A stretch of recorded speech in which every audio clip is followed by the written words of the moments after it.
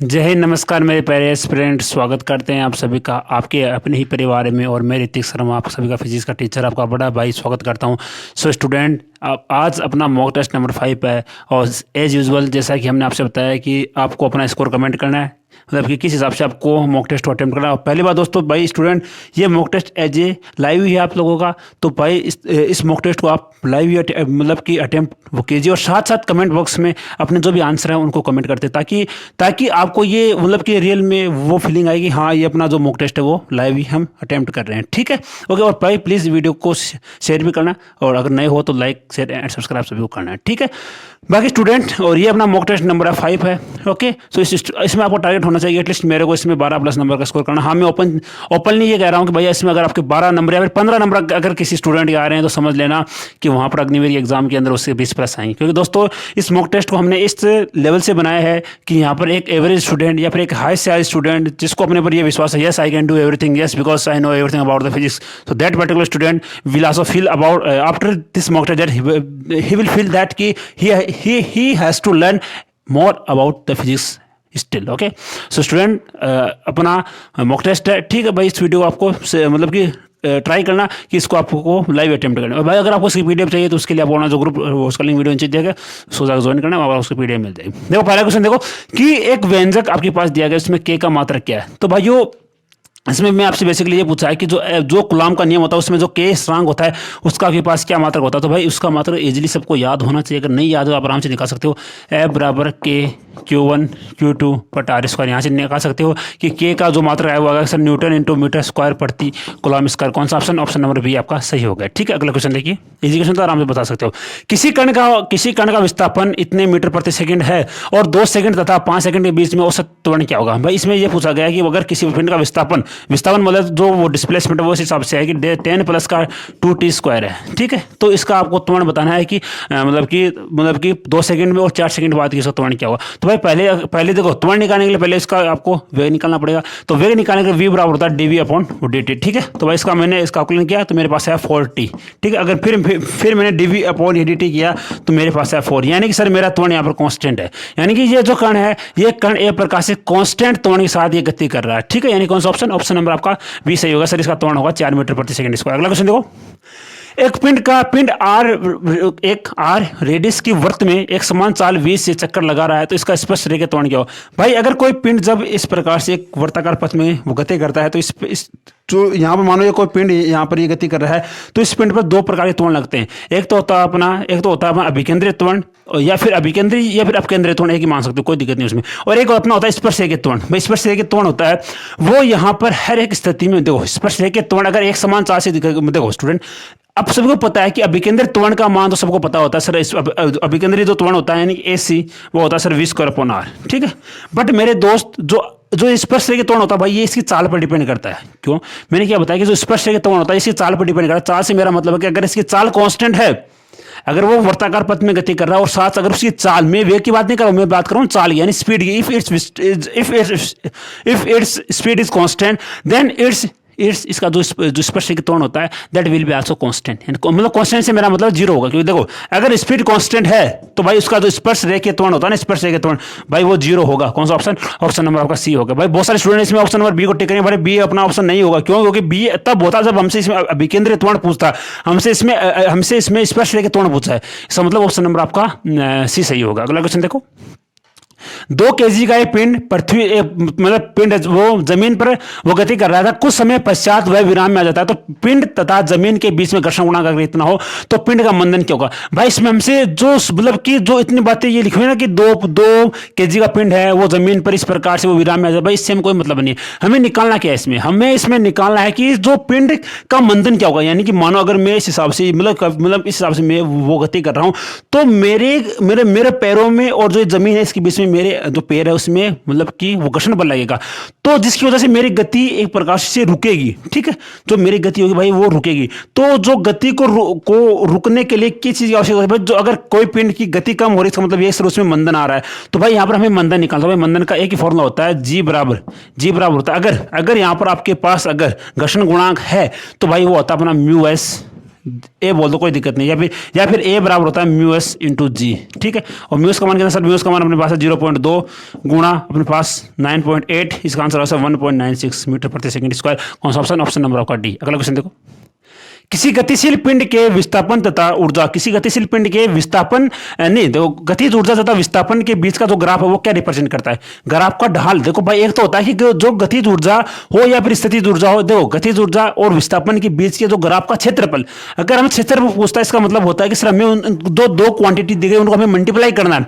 But इसमें हमसे इसमें उसका ढाल यानी कि उसका स्लोप पूछा है, यानी बेसिकली इसने हमसे ये पूछा है कि जो गतिज ऊर्जा है और जो विस्थापन है, मानो कि इस हिसाब से अपना ये ग्राफ आता है, ठीक है, ओके।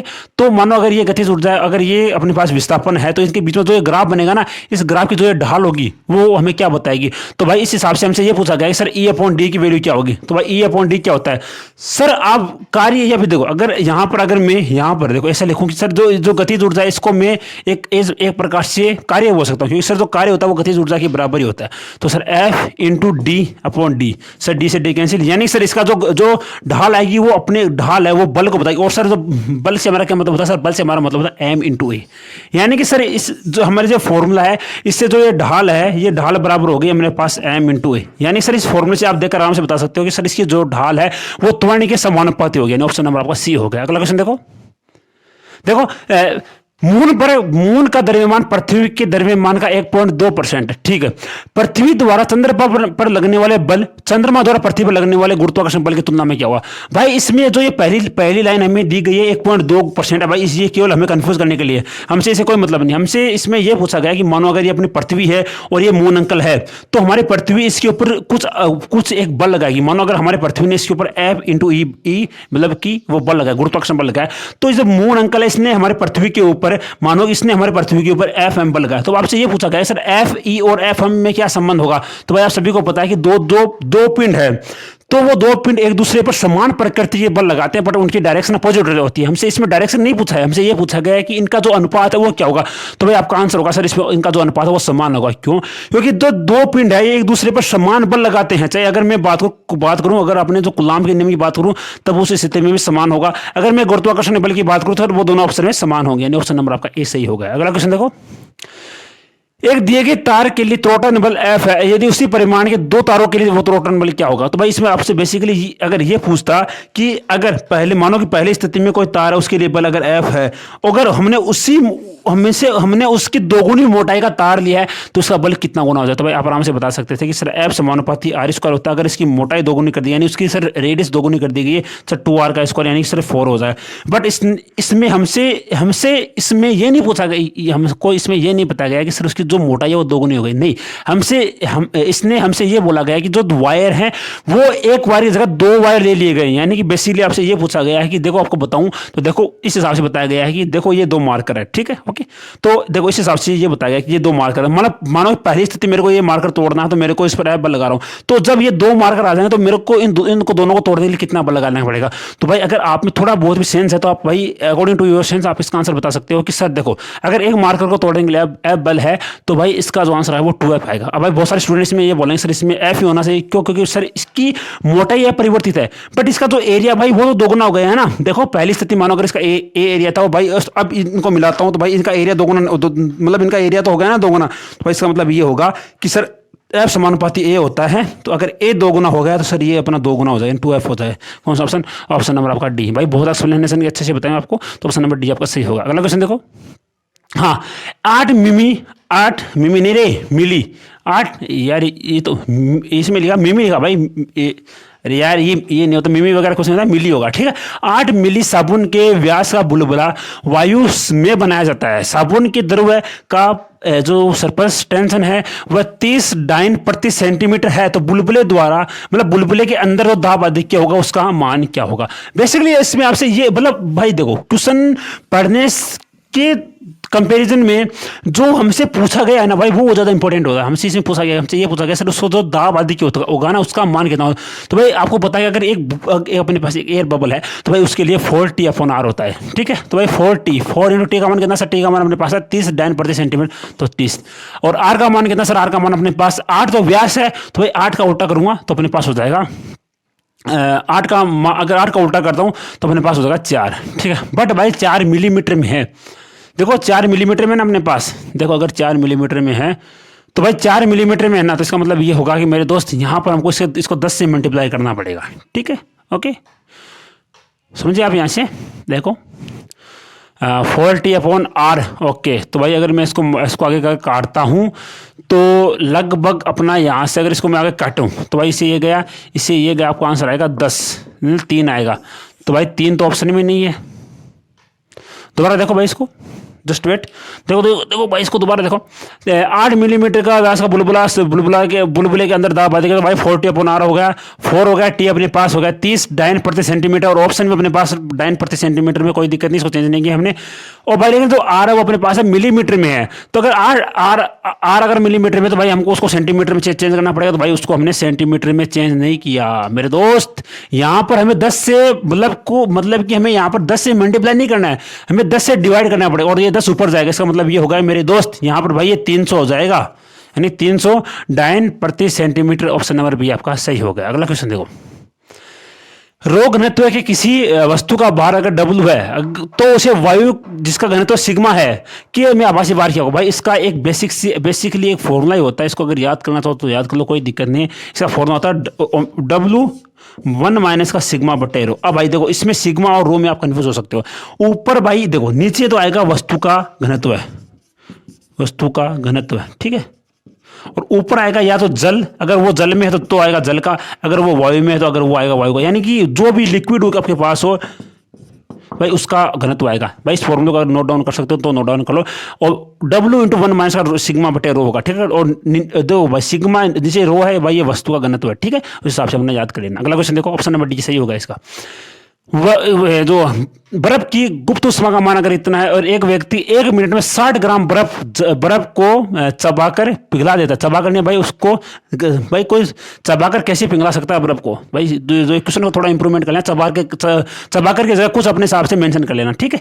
ओके, पिघला देता तो भाई उसकी शक्ति है। भाई बेसिकली हमसे इसमें पूछा गया, हमसे ये पूछा गया है भाई, सबसे पहले अगर किसी क्वेश्चन को सोल्व करना तो भाई ये देखो उसमें पूछा क्या गया, उसमें पूछा गया शक्ति। भाई शक्ति बराबर क्या होता है? शक्ति बराबर होता है P बराबर होता है W/T, यानी कार्य करने की दर को हम शक्ति कहते हैं। तो भाई अगर मैं कार्य निकाल दूं तो भाई मैं आराम से क्यों कह दो, अगर मैं कार्य निकाल दूं तो समय मेरे पास है 1 मिनट, तो मैं 60 सेकंड में भाग देकर आराम से निकाल सकता हूं। तो भाई इसका मतलब ये होगा सर हमें कार्य निकालना। भाई कार्य कैसे निकाल सकते हैं? देखो अगर आपके पास उष्मा दी गई होती, देखो अगर आपके पास अगर उष्मा दी गई तो भाई उष्मा ही अपने कार्य के रूप में परिवर्तित हो जाती है। बट यहां पर हमारे पास उष्मा नहीं है, यहां पर हमारे पास एक गुप्त उष्मा है। भाई जो ये गुप्त उष्मा होता है, लिटेंट हीट होती है, भाई इसका फॉर्मूला क्या होता है? गुप्त उष्मा बराबर होता है अपने पास ऊर्जा बटे मास या द्रव्यमान, ठीक है।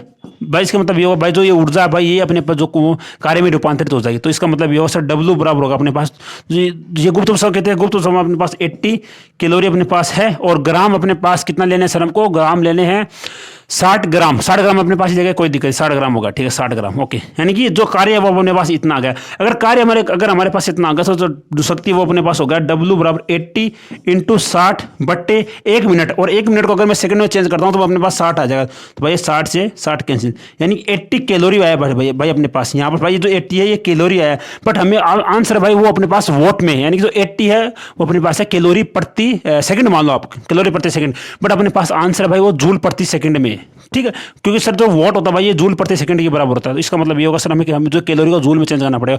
और जब हम 1 कैलोरी बराबर होता है 1 कैलोरी बराबर होता है 4.2 जूल, ठीक है। तो यहाँ से भाई 80 × 4.2 आपका आंसर होगा 832 और 8 2 16 लगभग 336, ठीक है। ऑप्शन नंबर आपका 20 सही होगा। भाई बड़ा इंपॉर्टेंट क्वेश्चन है भाई, इस क्वेश्चन को दोबारा देख लेना, समझ लेना आराम से। देखो हमसे इसमें पूछा गया भाई शक्ति, और शक्ति निकालने के लिए अपने पास एक ही फॉर्मूला होता है कार्य बटा समय। तो भाई कार्य अपने को निकालना पड़ेगा, बट यहाँ पर हमारे को दी गई लेटेंट हीट, तो भाई यहाँ पर जो गुप्त उष्मा बराबर होता है ऊर्जा बटे द्रव्यमान, तो यहाँ से जो ऊर्जा भाई वही अपने कार्य के रूप में परिवर्तित हो जाएगी। तो W बराबर होगा 80 × 60 अपने पास मास का है, उसको हमने इस हिसाब से चेंज कर दिया, और ये 80 कैलोरी अपने पास आया था कैलोरी में, बट हमसे जो आंसर भाई वो जूल प्रति सेकंड में पूछा गया था, इसलिए हमने इसको 4.2 से मल्टीप्लाई कर दिया। ऑप्शन नंबर आपका 20 सही होगा। अगला क्वेश्चन देखो, हाँ, दिए गए केल्विन ताप पर, देखो ये पूछा गया भाई, बड़ा अच्छा क्वेश्चन है भाई, बहुत इंपॉर्टेंट क्वेश्चन है एयरफोर्स के लिए। दिए गए केल्विन ताप पर आरएमएस वेग 300 मीटर प्रति सेकंड है, कोई दिक्कत नहीं है।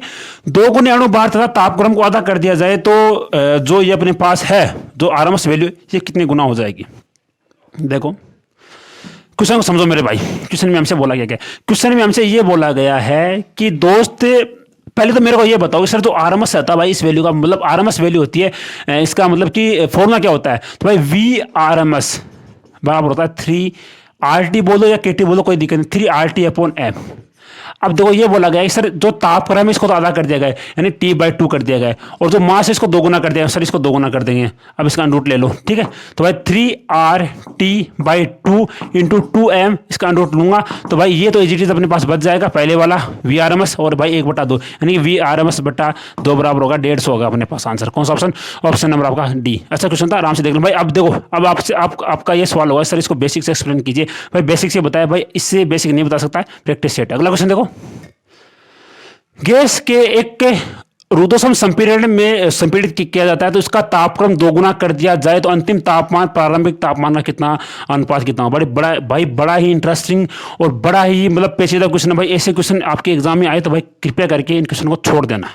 अगर इसका आंसर पता तो निकाल लेना, बट अगर हो सके तो भाई ऐसे क्वेश्चन को स्किप ही करना, मैं तो ये कहता हूँ। क्योंकि देखो स्टूडेंट ये बहुत टाइम टेकिंग होते हैं। अगर किसी स्टूडेंट को इसका एग्जैक्ट फॉर्मूला याद है वही इस क्वेश्चन को बना सकता है। तो भाई देखो इसका फॉर्मूला क्या होता है, इसका फॉर्मूला होता है T/V गामा -1 बराबर T1V1 बराबर T2V2 गामा -1। अब इनसे हमसे ये पूछा गया कि जो प्रारंभिक आयतन है वो मतलब तो अंतिम आयतन वो प्रारंभिक का दोगुना हो गया है। यानी कि आपसे ये पूछा गया कि सर जो अंतिम तापमान है T2 की वैल्यू पूछी गई, तो भाई T2 बराबर होगा अपने पास T1 इंटू V1/V2 की पावर गामा -1। ठीक है। अब देखो यहां पर आपसे देखो आपको ये पता गया सर जो T1 है और जो V2 है भाई, जो V2 है ये प्रारंभिक का दोगुना हो गया है। ठीक है, मतलब कि तापमान दोगुना कर दिया भाई। तो सॉरी भाई तापमान बोला गया, कोई दिक्कत नहीं, तापमान बोला गया।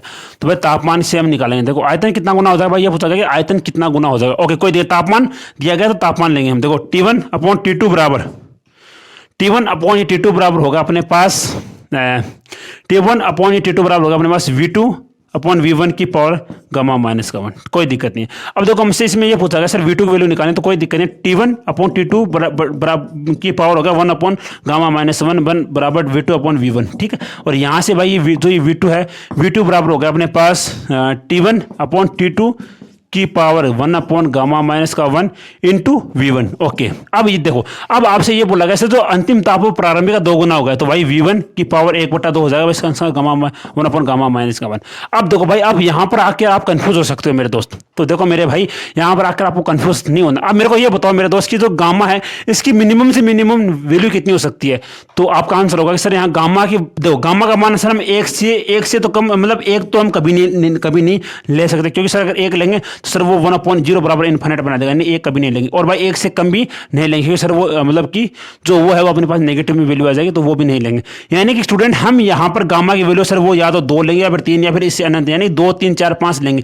तो भाई देखो अगर मैं यहाँ पर 2 वैल्यू पुट करता हूँ तो भाई 2 का मतलब क्या होगा सर 1/2 की पावर 1/1, यानी 1/2, यानी कि 1/2 हमारे पास आ गया। 1/2 इसकी मिनिमम मतलब मैक्सिमम से मैक्सिमम वैल्यू है।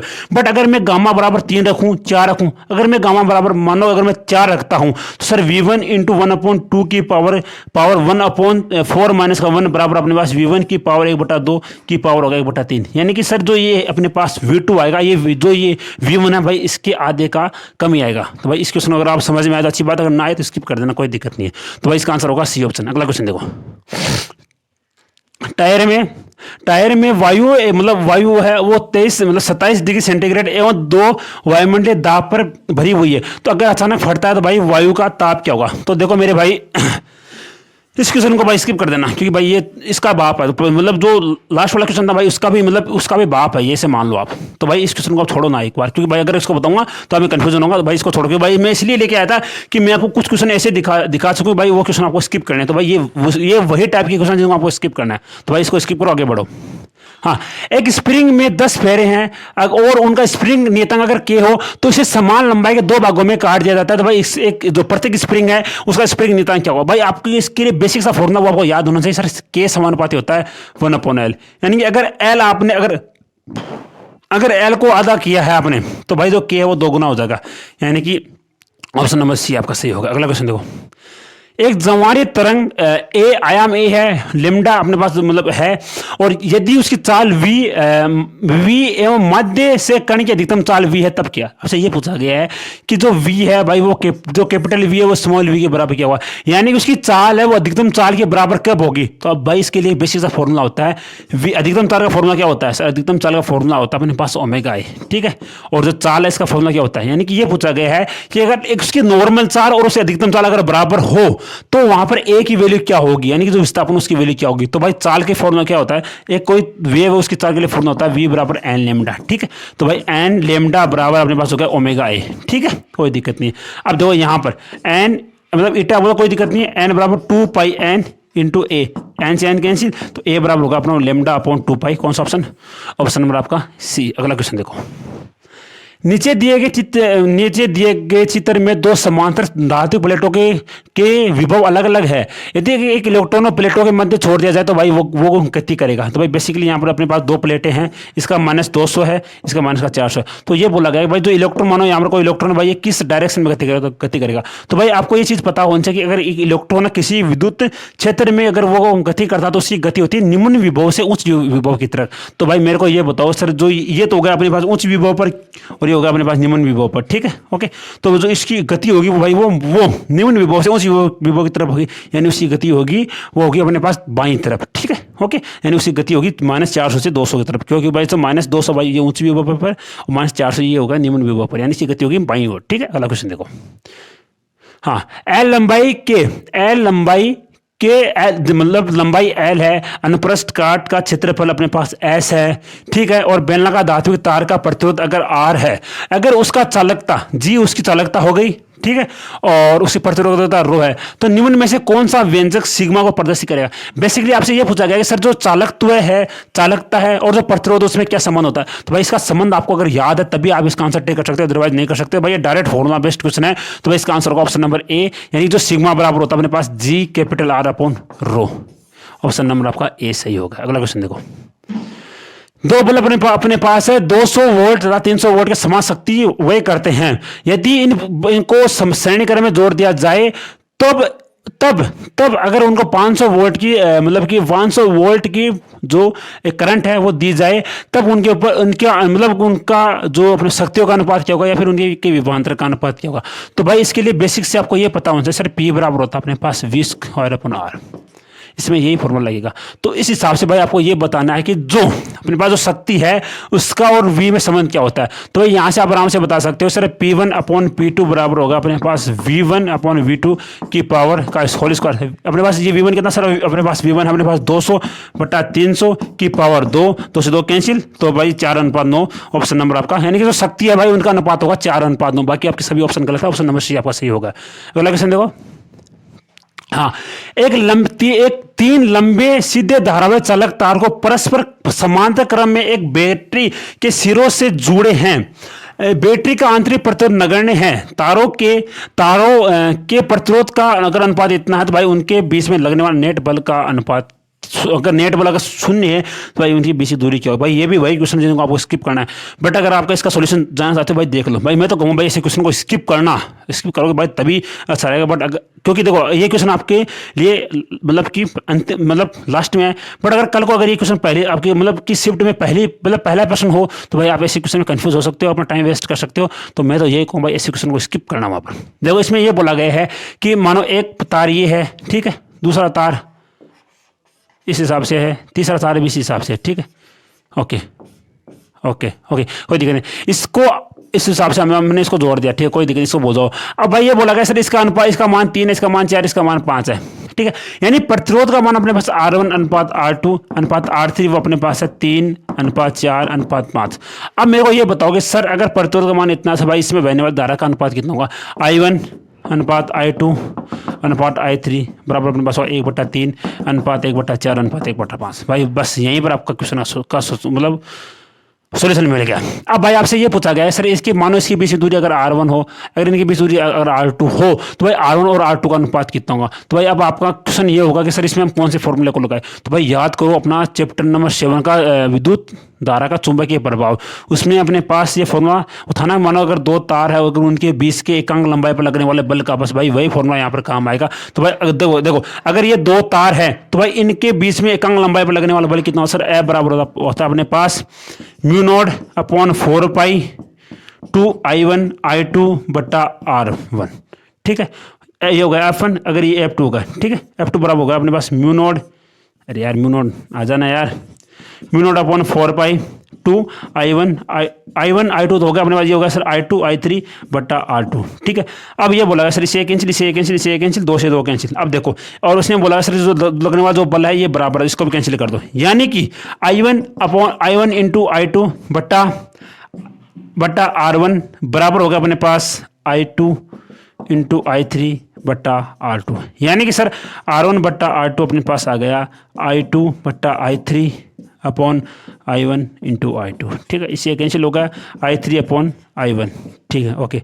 अब I3 की वैल्यू कितनी सर, I3 की वैल्यू अपने पास 1/5 बटा 1/3, यानी सर 3:5। कौन सा ऑप्शन, ऑप्शन नंबर आपका 3:5 है नहीं, ऑप्शन में नहीं 3:5, उस कहीं पर गड़बड़ी हो गई क्या, 5:3 आएगा इसका आंसर।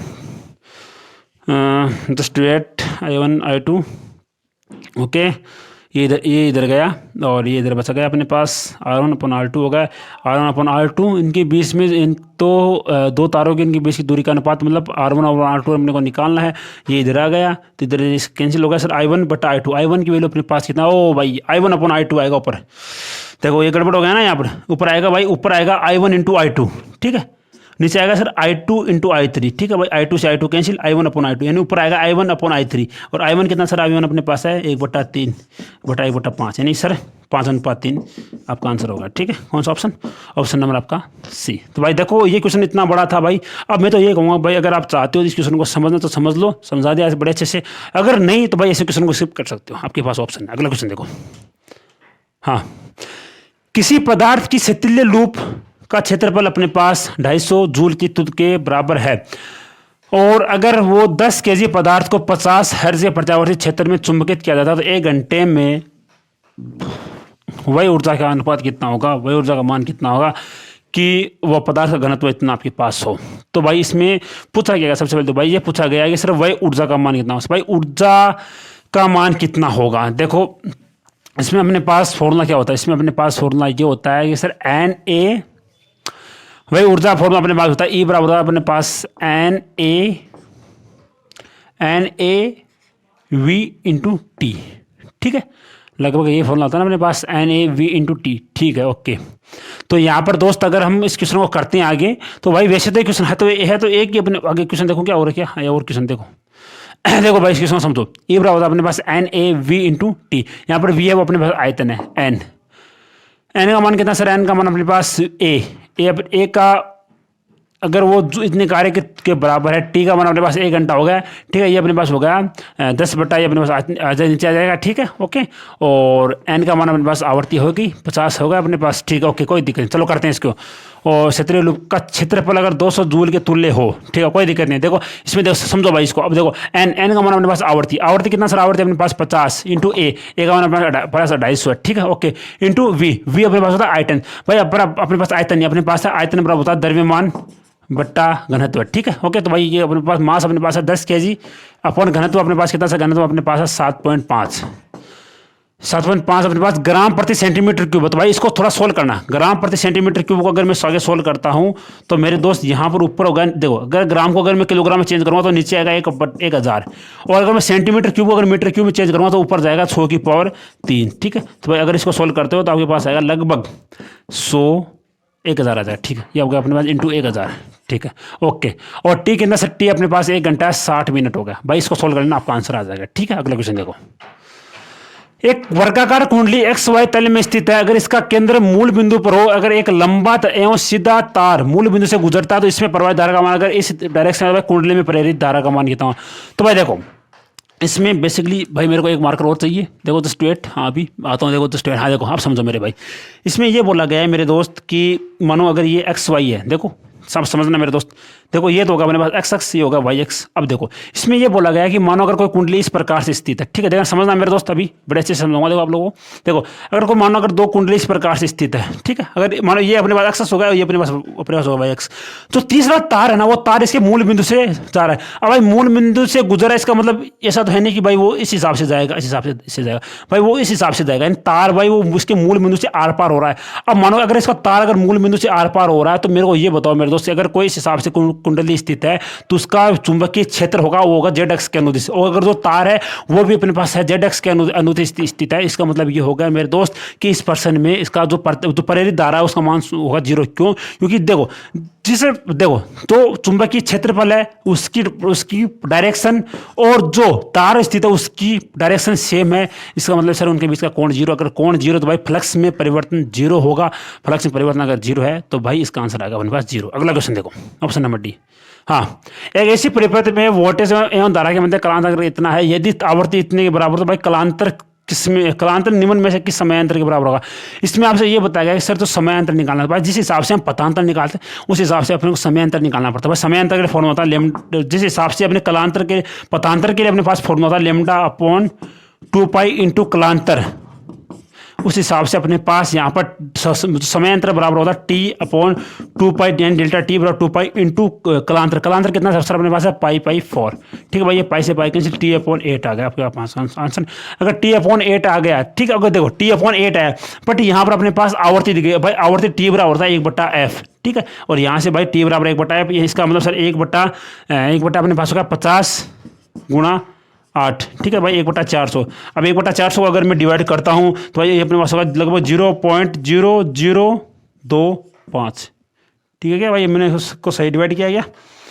हाँ, लगभग सही डिवाइड किया मेरे दोस्त। ओके, तो भाई इसका मतलब ये होगा सर ये 2.5 मिली सेकेंड होगा, ऑप्शन नंबर सी। भाई अच्छा क्वेश्चन है भाई, इसको थोड़ा देख लेना आराम से, क्योंकि समयांतर बराबर होता है लेमडा अपॉन 2 पाई इंटू कलांतर, इस हिसाब से इसको सोल्व करने। अगला क्वेश्चन देखो, प्रकाश विद्युत प्रभाव में प्रयोग में उत्सर्जक प्लेट के ठीक ऊपर एक संग्राहक प्लेट समांतर रूप से रखी गई है और प्रकाश के स्रोत में प्रकाश आपतित करने पर प्रकाश धारा नोट की जाती है। प्लेटों के मध्य ऊर्ध्वाधर नीचे की ओर एक चुंबकीय क्षेत्र आरोपित किया जाता है, तो भाई उसकी गति ऊर्जा बढ़ेगी या उसका प्रकाश विद्युत धारा बढ़ेगा, उसका निरोधी का जो वो है विभव वो घटेगा, या फिर उसकी दहली लेमडा यानी उसका जो दहली तरंग दैर्ध्य उसका मान बढ़ेगा। तो भाई इसका आंसर ऑप्शन नंबर बी होगा। इसमें कोई किसी भी एक्सप्लेनेशन की वो नीड नहीं है, अगर समझ में आए तो कर लेना, अदरवाइज छोड़ दें। भाई कुछ क्वेश्चन ऐसे होते हैं उसको स्किप करना पड़ता है, ठीक है, ऑप्शन नंबर बी। अगला क्वेश्चन देखो, शुद्ध सोडियम विद्युत का अच्छा चालक होता है, लेकिन उसमें अगर क्योंकि उसमें तीन मतलब उसमें के अंदर 3s व 3p परमाणु ऊर्जा बैंड होते हैं।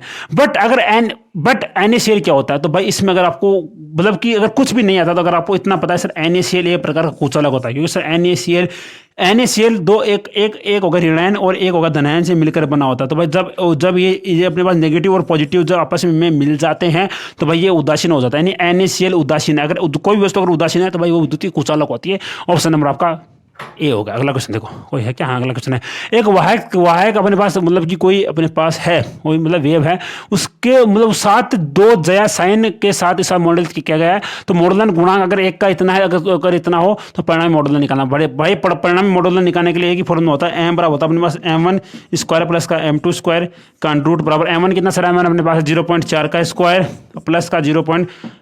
कितना सर 3 का स्क्वायर, तो भाई इसका रूट करके स्क्वायर कर लेना, आपका आंसर आएगा 0.5, ठीक है। कौन सा ऑप्शन? ऑप्शन नंबर आपका सी। तो स्टूडेंट ये था आपका आज का फिजिक्स का वीडियो, ऑप्शन नंबर सी इसका सही होगा। तो भाई अगर आपको वीडियो अच्छा लगे तो भाई लाइक करना, शेयर करना, कमेंट करना, और भाई आपको अगर फेस 2 की तैयारी करनी है तो आप सभी को पता है कि हम लोग आपको ऑनलाइन फेस 2 के बारे में पढ़ाते हैं। तो भाई अगर आपको अपना सिलेक्शन 100% चाहिए तो भाई एक बार जैसे आपका एग्जाम कंप्लीट हो हमें कॉन्टैक्ट अवश्य करना। दोस्त आपको फेस 2 में आउट नहीं होने देंगे मेरे भाई। अगर हम पर अगर अभी तक विश्वास किया तो भाई आगे और कर लेना, आपके विश्वास को टूटने नहीं देंगे। तो भाई अब आपसे मिलेंगे अगली वीडियो के अंदर। तो दोस्तों जय हिंद, जय भारत।